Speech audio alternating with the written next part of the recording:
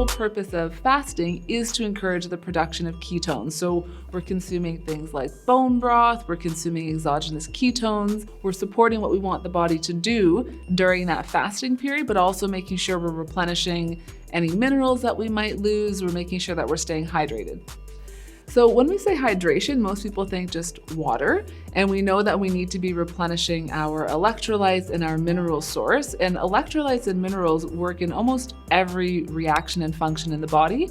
So oftentimes if somebody engages in a fast or they do a really extensive workout, they might be fatigued, they might feel a headache, tired, some digestive changes. That's usually a sign of a low mineral or low nutrient status, so we want to replenish those minerals.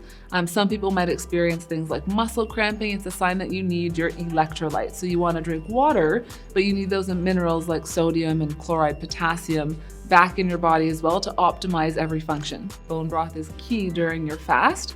And then I like to pair it with the mitoplex, which are electrolytes, just to get a few more of those electrolytes in case somebody starts to experience those headaches or anything like that might sometimes happen when you're fasting. So we want to encourage our body to engage in a process like autophagy, which is clearing out dead cells. We want our body to engage in that the way we're naturally supposed to do, but unfortunately lifestyles sort of stop us from doing that. So that's the first thing. It's just those underlying principles and looking at autophagy and how it impacts our insulin levels, our cells, longevity. So it's not just for fat loss, it's also to optimize our systemic functions, the body's inflammation and inflammatory process. We want to optimize all of those functions. And we now know that fasting can actually reset the metabolism. So people get really concerned that fasting is going to tank the metabolism, increase food cravings. And what we're finding is that that's not true. When you engage in a fast, people will always say, well, you're just going to binge afterwards. You've been fasting, you're going to binge later.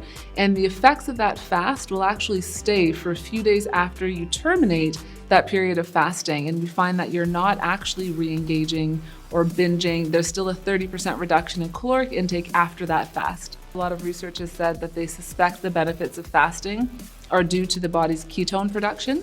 Anytime we go through periods where the metabolism has slowed down, and when we say the word metabolism, it's really your body's energy production. There are so many different systems involved in your body's metabolic function. So when we reboot our metabolism, we're sort of resetting all of those processes that happen internally that contribute to our metabolic state. So when we reset it, we're optimizing the functions in our body and all those different systems that lead to optimal metabolic function. Keto adapted means that your body has become adept at using your ketones as a fuel source. So some people might make ketones, but right now our bodies are so used to using glucose as its primary source of fuel, we have to teach our body how to use those ketone bodies again. So for some people that can take a longer period of time. It can take 4 weeks, even 6 weeks for you to become truly keto adapted, where your body starts to use fat as its primary fuel source.